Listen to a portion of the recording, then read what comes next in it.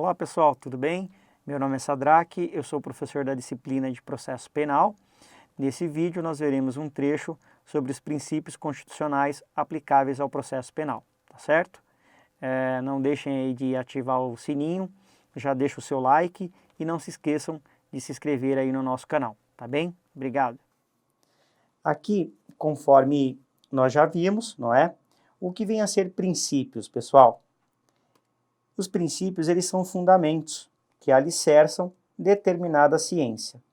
E em todos os ramos do direito, nós temos princípios que são aplicáveis a uma determinada matéria, tá certo?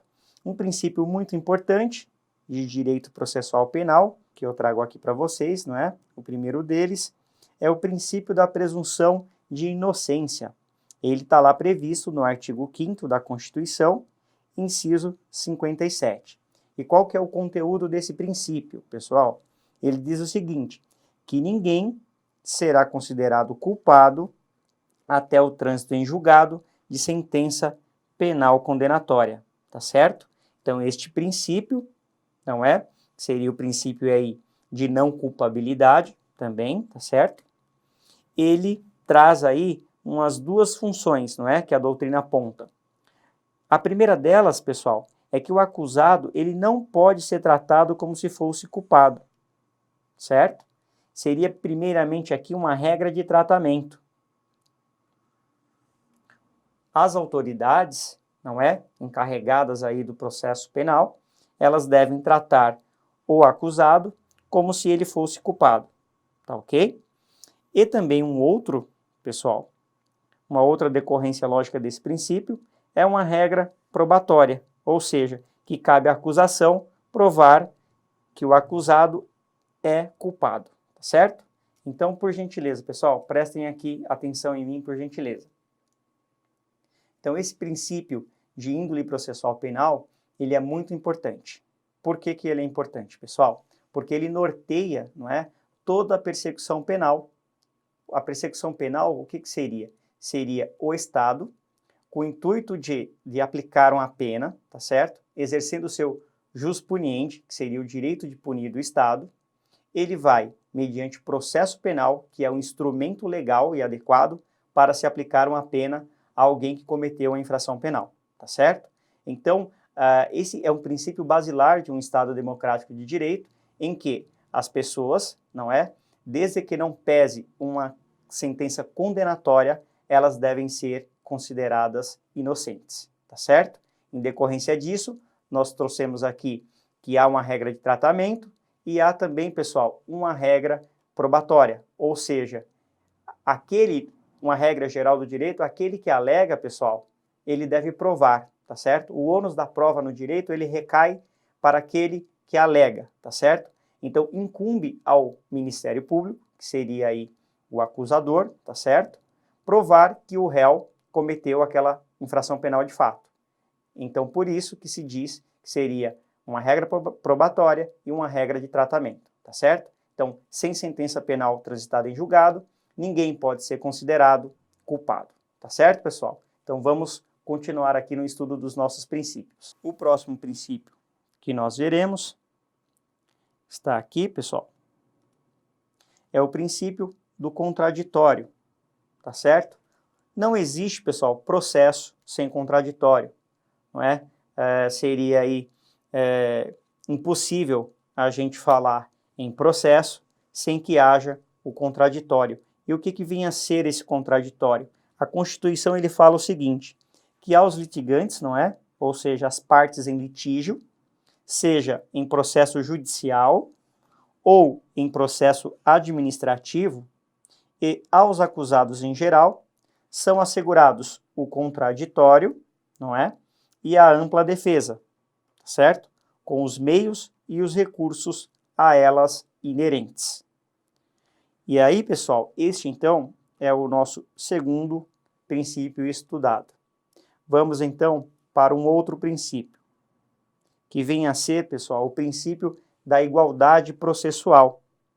Esse princípio ele também é conhecido como da paridade de armas, certo? Par condicio, não é? E significa que as partes devem ter as mesmas condições e oportunidade para a prática dos atos processuais e devendo, pessoal, ser tratado pelo Estado juiz de forma igualitária, tá certo, pessoal? Sem distinções. Então, o princípio do contraditório é a oportunidade aí, pessoal, que tem a parte de exercer os seus direitos processuais, tá certo? Então, por gentileza, reparem aqui em mim, por favor, deixe o material de vocês um pouquinho de lado. E aí, pessoal, então o que vem a ser o contraditório? O contraditório, pessoal, é a possibilidade de conhecimento, não é? É se oportunizar o conhecimento e se oportunizar meios de defesa, tá certo? Isso que seria o contraditório. E aí, pessoal, nós temos também outros princípios aqui, tá certo? Que nós ainda iremos estudar. E esses princípios vocês observem, né? Vocês observarão aí que, de acordo com a doutrina, é dado um maior ênfase, um maior enfoque a determinado princípio, não é? Há ali, às vezes, uma mudança de nomenclatura, mas o que eu trouxe aqui para vocês foram os principais princípios, tá certo? Aí eu fiz uma seleção dentre eles, com maior, digamos, incidência e para que vocês tenham uma melhor compreensão do direito processual penal, tá bem? Então vamos continuar no estudo deles. Aqui, pessoal, nós temos um outro princípio, tá certo? Conforme nós falamos lá anteriormente, que seria o princípio da ampla defesa. Nós estudamos o princípio do contraditório e aqui o princípio da ampla defesa. E o que vem a ser isso, pessoal? O princípio da ampla defesa no processo penal, não é? O réu, pessoal, que seria aí o sujeito, né, que sofre a ação penal, ele é defendido por um advogado, por vocês, futuros advogados, tá certo? E aí, a isso se denomina, a essa defesa por advogado, em juízo, pessoal, se denomina defesa técnica, tá certo? Então, o acusado, ele pode contratar um advogado, não é? Ou ele ou a sua família, tá certo? Pode contratar um advogado. E se ele mesmo, pessoal, tiver habilitação técnica para tal, ele pode também atuar em causa própria, tá certo? Não há nenhuma vedação legal que proíba o advogado em atuar em causa própria. E esse exercício de defesa, pessoal, que seria aí essa defesa técnica, vocês se atentem para isso.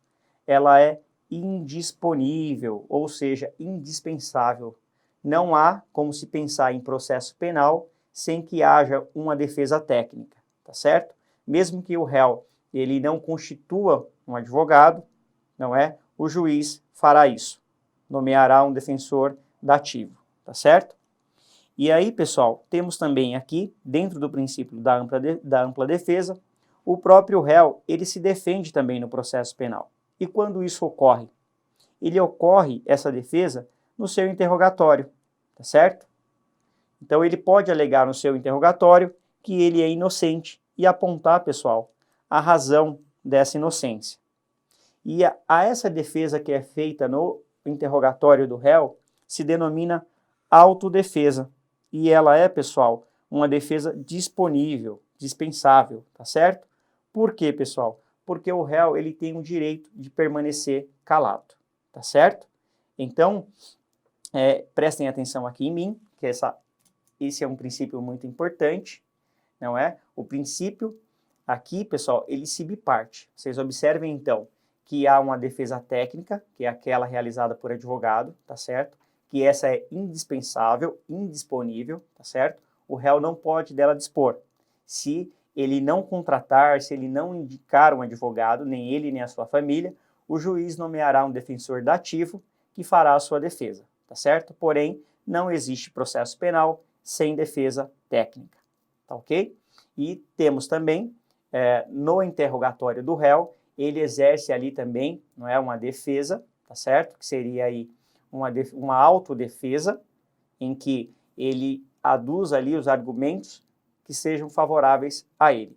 Porém, pessoal, ele pode, não exercer esse direito de autodefesa e permanecer calado durante o seu interrogatório. E essa situação de se permanecer calado durante o interrogatório não pode, pessoal, ser interpretado em prejuízo do réu, tá certo? Aqui, aquela máxima de quem cala consente não pode ser admitida, tá certo?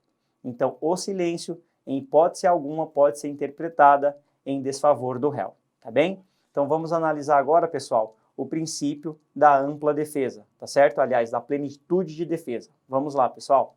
Então, temos a ampla defesa, e aí, pessoal, a Constituição fala também em plenitude de defesa, não é? E o que vem a ser essa plenitude de defesa? Quando, pessoal, a Constituição ela institui o júri popular, tá certo? Lá no artigo 5º, inciso 38, ela diz o seguinte: é reconhecida a instituição do júri com a organização que lidera a lei, assegurados. Então, na alínea A, ela fala plenitude de defesa. E qual que é a distinção, pessoal, de ampla defesa para plenitude de defesa? Conforme a doutrina, o que vem a ser a plenitude de defesa? O réu, pessoal, em suas alegações, ele pode apresentar na defesa não só argumentos fáticos, ele pode argumentar ali teses sociológicas, teses filosóficas e econômicas. Ou seja, então aqui há uma maior abertura para a defesa do réu, tá certo? Por isso que se fala em plenitude de defesa. Então vamos prosseguir, pessoal. Vamos estudar mais. O que você acabou de assistir foi um trecho das nossas aulas. Para mais vídeos como esses, ative o sininho, se inscreva no nosso canal e nos acompanhe nas nossas redes sociais.